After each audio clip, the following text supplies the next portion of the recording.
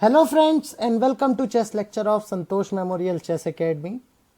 Orbiter video series के 10th part में आपका बहुत बहुत स्वागत है। पिछले वीडियो में हमने article 8 the recording of moves discuss किया था, जिसमें हमने ये समझा था कि एक स्कोर शीट की क्या इंपॉर्टेंस है आपके कंपटीशन रूल्स में। इस वीडियो में हम आर्टिकल 9 द ड्रॉन गेम और आर्टिकल 10 जिसमें स्कोरिंग कैसे किया जाता है ये देखेंगे। इस आर्टिकल डिस्कशन की शुरुआत से पहले आइए हम 3 चीजें समझते हैं। ड्रॉ ऑफर, इसका मतलब है कि एक अपोनेंट को रिक्वेस्ट करना कि क्या वो ड्रॉ करना चाहते हैं।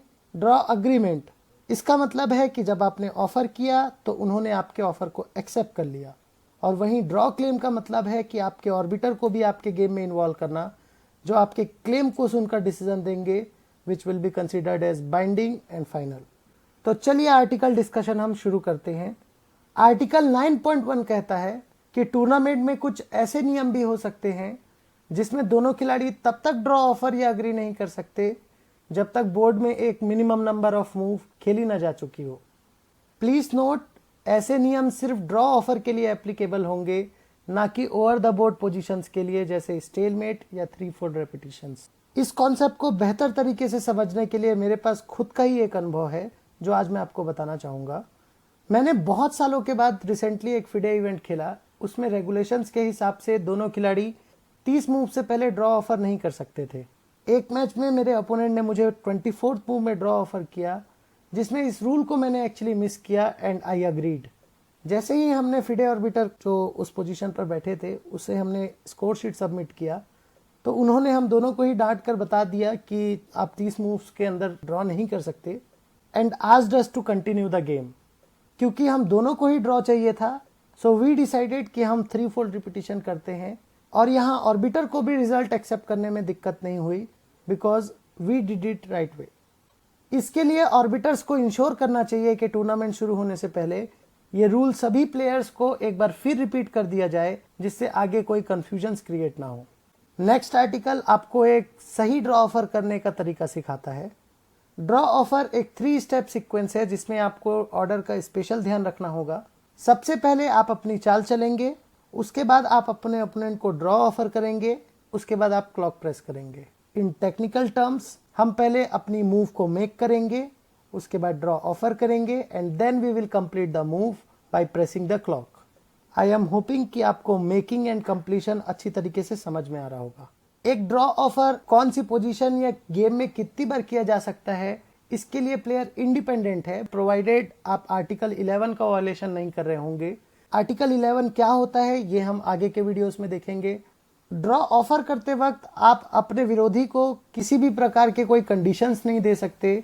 जैसे आप अपोनेंट को ये बोले कि 2 मिनट्स के अंदर आप मेरे ऑफर को एक्सेप्ट या रिजेक्ट कर लीजिए, अदरवाइज ये ऑफर वैलिड नहीं रहेगा। ड्रॉ ऑफर पॉन की तरह है, एक बार आपने अगर ऑफर कर दिया तो आप उसे वापस नहीं ले सकते। विड्रॉ करना पॉसिबल नहीं है, सो अपोनेंट आपके ऑफर को एक्सेप्ट कर सकता है या वर्बली आपके ऑफर को रिजेक्ट कर सकता है and he will simply play his move और अपना इंटेंशन क्लियर कर देगा कि he is not interested in draw और गेम आगे कंटिन्यू करना चाहता है। नेक्स्ट आर्टिकल हमने पिछले वीडियो में भी डिस्कस किया था कि आपको हर ड्रॉ ऑफर को स्कोर शीट में इक्वल टू सिंबल से रिकॉर्ड करना चाहिए। सबसे जरूरी बात आपको ये समझनी है कि एक ड्रॉ क्लेम वही खिलाड़ी कर सकता है जिसकी चाल होगी और उसने अभी तक अपने पीस को टच ना किया हो। क्योंकि ड्रॉ क्लेम में आप ऑर्बिटर को इन्वॉल्व करना चाहते हैं, इसलिए आप ड्रॉ क्लेम को एक तरीके से ड्रॉ ऑफर ही समझें। क्योंकि अगर आप ड्रॉ क्लेम कर रहे हैं, इसका मतलब आप करेंट पोजीशन का रिजल्ट ड्रॉ ही चाहते हैं। अगर आपका ओपोनेंट इमीडिएटली आपके ऑफर को एक्सेप्ट कर लेता है तो ऐसे सिचुएशन पर ऑर्बिटर का इन्वॉल्वमेंट जरूरी नहीं है, प्रोवाइडेड आप हमारे 9.1 आर्टिकल को वायलेट ना कर रहे हो, जो कि ये बताता है कि आपको एक स्पेसिफिक मूव्स के अंदर ड्रॉ ऑफर या अग्री करना अलाउ ना हो as per tournament regulations. Next article में हमने फोटोजेनिक ड्रॉ केस को कवर किया है। फोटोजेनिक पोजीशन हम उस पोजीशन को कहेंगे जिसे आपने एक गेम में 3 बार अचीव किया है, भले ही वो एक रिपीटिशन में ना हो, जैसा कि हम 3-4 रिपीटिशन में देखते हैं। और यही एक मेजर डिफरेंस है फोटोजेनिक केस का और एक 3-4 रेपिटेशन का। एज अ प्लेयर अगर उनको लगता है कि उनके गेम में फोटोजेनिक पोजीशन इनकाउंटर की गई है, तो ऐसे में सही क्लेम करने का तरीका है कि वो सबसे पहले अपने ऑर्बिटर को बुलाएंगे, फिर अपने नेक्स्ट मूव को स्कोर शीट में लिखेंगे और बताएंगे कि इस मूव को मैं बोर्ड पर चलने वाला हूं और पोजीशन क्रिएट होने वाली है एक photogenic. Please check and advise. यहाँ पर ऑर्बिटर जब क्लेम को चेक करने जा रहे हैं तो उनको एक स्पेशल बात का ध्यान रखना है कि क्लेम को चेक करते समय दोनों ही खिलाड़ी वहां अवेलेबल हों और उनके स्कोर शीट्स को आप यूज करके, क्योंकि आपको स्कोर शीट्स एक रेफरेंस के लिए जरूरत पड़ेगी, तो ऐसे में आप उन स्कोर शीट्स को यूज करके एक दूसरा बोर्ड जमाएंगे बगल पर और उन मूव्स को रिप्ले करके देखेंगे और ये चेक करेंगे कि जो क्लेम है वो करेक्ट है या नहीं। अगले आर्टिकल में हमने 50 मूव रूल को कवर किया है, जो ये कहता है कि अगर बोर्ड में 50 चालों तक कोई भी पॉन मूव या पीस एक्सचेंज ना हुए हो, ऐसे स्थिति में गेम को एक डेड पोजीशन माना जाएगा और 50 मूव रूल के तहत इसे ड्रॉ क्लेम किया जा सकता है। इसका मतलब डेड पोजीशन हम उस पोजीशन को कहते हैं इन जनरल जिसमें आप पोजीशन में किसी तरीके से आगे प्रोग्रेस नहीं कर सकते। सबसे सही एग्जांपल इसका है 2 राजा बोर्ड पर। आप देख सकते हैं ऐसी स्थिति पर आप चेकमेट भी नहीं कर सकते, पीस एक्सचेंज भी नहीं कर सकते, पॉन मूव बढ़ने का तो खैर कोई सवाल ही नहीं उठता। आपके रेफरेंस के लिए एक पोजीशन है जो कि आइडियली एक फोटोजेनिक पोजीशन बना सकते हैं हम इसे, क्योंकि दोनों ही खिलाड़ी इस पोजीशन में हारना नहीं चाहेंगे पीस एक्सचेंज करके, कोई पीस को सेक्रीफाइस करके। तो ऐसी स्थिति पर क्योंकि दोनों ही खिलाड़ी एंटर नहीं कर सकते अपोनेंट के कैंप पर, तो ये पोजीशन को थियोरेटिकली हम एक ड्रॉ बोलेंगे, डेड पोजीशन माना जाएगा इसे और क्लेम किया जाएगा एज अ ड्रॉ। ऑब्वियसली ये बताने की ज़रूरत नहीं है कि क्लेम का तरीका आपका वही रहेगा जो हमने अभी अभी देखा है, जिसमें आप अपने इंटेंडेड मूव जो बोर्ड पर चलना चाहते हैं उसे आप ऑर्बिटर को बताएंगे कि ये ड्रॉ पोजीशन 50 मूव रूल की वजह से आई है। प्लीज़ नोट, आपने जो स्कोर शीट में चाल लिखी है आपको वही चलना होगा रिगार्डलेस ऑफ कि एक क्लेम का रिजल्ट सही है या गलत। नेक्स्ट आर्टिकल ये कहता है कि जैसा हमने पहले डिस्कस किया था कि एक ड्रॉ क्लेम आप अपने ही चाल पर कर सकते हैं, इसलिए एक खिलाड़ी अपने क्लेम का अधिकार उस पर्टिकुलर मूव के लिए खो देगा अगर उसने ऑर्बिटर को बिना बुलाए अपने पीस को टच कर दिया है। जैसे ही आप एक पीस को टच करते हैं इसका मतलब आपका इंटेंशन मूव चलने का है और as per touch and move rule आपको उस पीस को चलना होगा। सो इन दैट केस आप किसी भी प्रकार का ड्रॉ क्लेम नहीं कर सकते। हमारा अगला आर्टिकल चेस क्लॉक को मैनेज करने को बताता है। एक खिलाड़ी और एक ऑर्बिटर का यहाँ पर राइट बनता है कि अगर आपको क्लेम करना है तो क्लेम करते समय आप चेस क्लॉक को स्टॉप कर सकते हैं। जैसा कि ड्रॉ ऑफर होता है वैसा ही ड्रॉ क्लेम भी है कि एक के पॉन के मूव की तरह होता है। आपने अगर इसे एक बार क्लेम कर दिया है तो आप उसे वापस नहीं ले सकते। अगर क्लेम सही हुआ तो गेम आपका इमीडिएटली ड्रॉ हो जाएगा, बट अगर गलत हुआ तो पेनाल्टी के तौर पर ऑर्बिटर अपोनेंट के टाइम में 2 मिनट का एडिशन कर देंगे और गेम को वहीं से कंटिन्यू करने का एडवाइस देंगे। पर आप यहाँ ध्यान रखिए कि एक गलत क्लेम को आप इलीगल मूव की कैटेगरी में नहीं डाल सकते। इसके लिए एक सेपरेट पेनाल्टी है जो कि क्लियरली डिफाइंड है आर्टिकल 12 में, जो आगे हम देखने वाले हैं।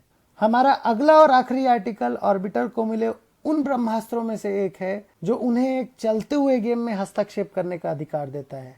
ऑब्वियसली ये जो उनके ब्रह्मास्त्र हैं, पूरा उनकी जो खेप है वो आपको आर्टिकल 12 में मिलेगी। आगे हम उसे देखने ही वाले हैं। आर्टिकल 12 पूरा डेडिकेटेड है ऑर्बिटर को लेकर, उनके पावर्स को लेकर, तो उनके महिमा मंडन हम आर्टिकल 12 में करेंगे। फिलहाल आप ये समझिए कि ये आर्टिकल का यूज करके एक ऑर्बिटर उन सिचुएशंस पर ड्रॉ कर सकता है जब 2 खिलाड़ी किसी वजह से ड्रॉ क्लेम नहीं कर पा रहे हैं या ड्रॉ क्लेम करना नहीं चाहते हों। ऐसे केसेस पे ऑर्बिटर इन 2 रूल्स को यूज करके गेम को वहीं पर ड्रॉ डिक्लेयर कर सकता है। हमारा पहला केस है फोटोजेनिक पोजीशन का एक्सटेंडेड वर्जन। मान के चले 3 टाइम फोटोजेनिक बोर्ड पर आ चुका है।